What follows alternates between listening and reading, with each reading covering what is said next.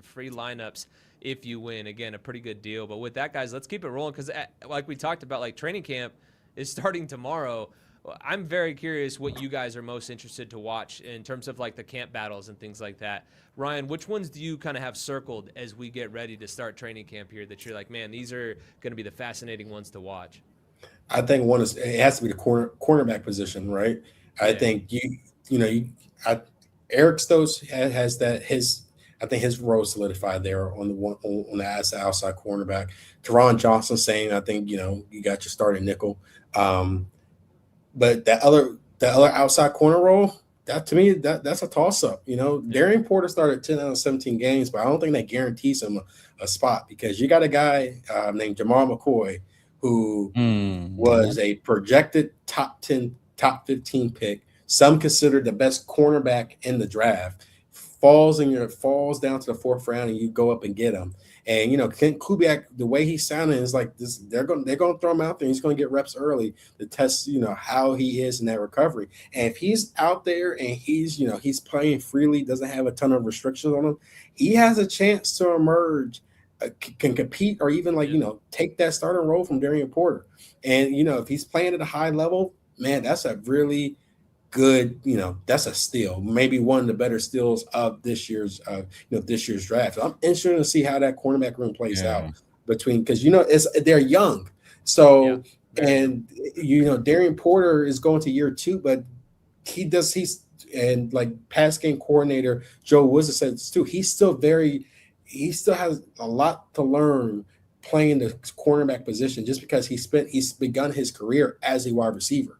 So, and it wasn't until his final year at Iowa State where he was starting full time as a cornerback. So he still has a lot of room to grow too. Same as Jamal McCoy. This is a guy with a ton of upside. He's only 20 years old.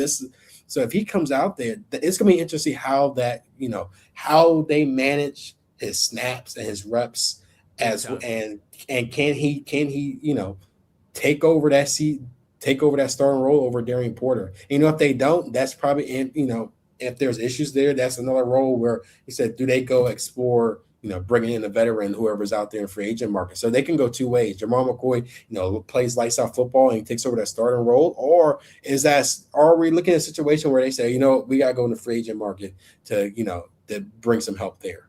Yeah, and they could wait too, after preseason to see who gets cut too, to even add a veteran there, right? Yeah. Like in a No, quarterback definitely. room.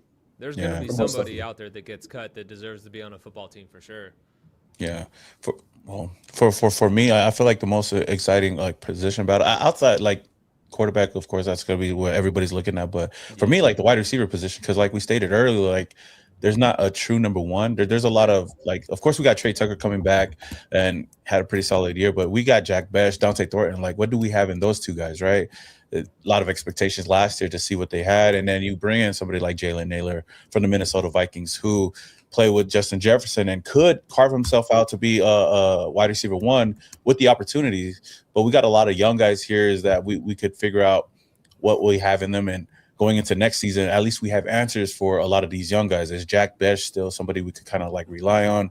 Is Trey Tucker still somebody we want to keep on this roster? Heck, is Dante Thornton that speedster that we all expected him to be last year? And he looked so good watching early in camp last year too, throughout camp. He was getting lots of opportunities. So what does that so look he like? looked good at camp because I've seen a lot of reports there was always people hyping up Dante in camp that chemistry between him and Gino, but we didn't really see that when the season came around. Yeah, But it kind of tailed off a little bit there for sure, and I think the big thing with him was consistency, and we saw that as the year panned out. But again, can he do that now from year 1 to year 2? Everyone talks about receivers a tough position to learn just because you're learning full concepts in the league, and the way defenses are rotating post snap now, there's so much these guys got to figure out. Even especially a guy like Dante coming from an offense where one of the knocks on him is the limited route tree and things like that. I mean, we saw him get some work with that, but needs to expand it a bit. And so I wonder what year 2 looks like for him. He looks like he could be a guy that could make that big jump. But I agree with you, man. Those two guys in particular, you got to figure out what you have in them if they can be here long term. And I think that's just the receiving core as a whole, right? Yeah. Oh yeah, most definitely. Yeah. Yeah, For me, what was that? Oh yeah, I would say most definitely you have to figure it out. You know, Yeah. you vested the draft on those two guys, and Dante Thornton, he jumped out early, getting first team reps during Yeah. last year's training camp, and we really thought that, man, this guy has a chance, because like when you look at the physical attributes, man, like he looks like an opposing threat down the field, but you saw as time, as to see when he start playing meaningful snaps, his limited route tree did play a factor, and but this is a crucial training camp for him and Jack Besh, Yeah. Yeah. because this is, next year's draft class, as the Raiders are in a position to draft pretty high again. Mm-hmm. There's a couple wide receivers in this coming draft class that they can Yeah. bring in to kind of help solidify that depth chart. So I'm interested. Outside cornerback, that's another position group that I think has a lot of eyes should be on. Yeah, yeah. I Yeah. think just back to the receiver things, it's so interesting to me to see like what's going to happen with Dante Thornton Jr. just because he is that guy that you typically would use to take the shot on the outside. And this offense will do some of that, but like where this offense is likely going to take their shots is going to be over the middle, off of those play action passes and stuff. Not necessarily on the boundaries. And to me, he's more of that boundary type of guy. He's got all the speed in the world. But I think that's a guy you try and take those shots with outside the numbers, not necessarily over the middle or on like the deep, skinny posts, things like that. Like he could thrive there.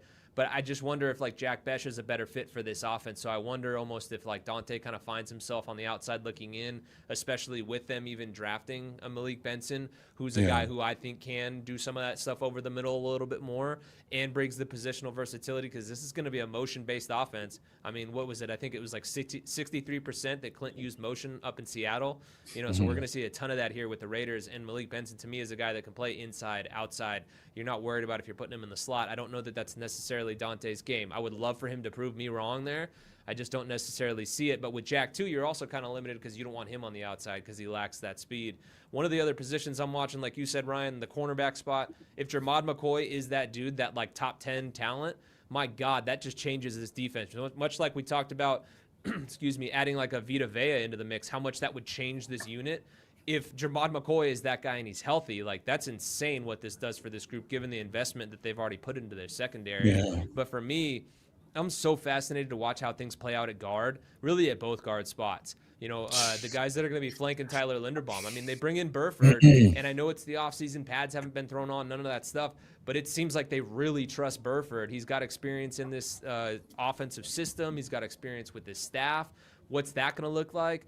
And then at right guard, Jackson Powers-Johnson, a dude that just always finds a way to be talked about, whether it's his fault or us in the media just being talking heads talking about him. His name's been out there a ton. I wonder what happens with Caleb Rogers as well, another young dude that they invested capital in. Trey Zune, too. That's another dude. Like, there's so many guys in the mix. And Jordan Meredith. Like, we can't forget about him. I know everybody hates last year what they saw as a center, but you can't forget 2 years ago as a guard, he put up some really good numbers in terms of Pro Football Focus, the way he was graded out. So, like, he's even in the mix, too. So, like, how does all that transpire? Who ends up where? And I think regardless, honestly, they're going to have good depth at the guard spot, which is something they've been lacking for a while, too. So I just can't wait to see who actually ends up starting week one. And honestly, like, I had this conversation on Raider Nation Radio today with Vinny. I think, like, they got to figure that out, and they got to stick with those guys. It can't be like a revolving door along the offensive line. You got to let them develop, in this scheme and really get on the same page. So, like, I'm really curious to see who wins the job, and two, if they like actually stick with them and give them the time to learn and develop and become a cohesive unit together.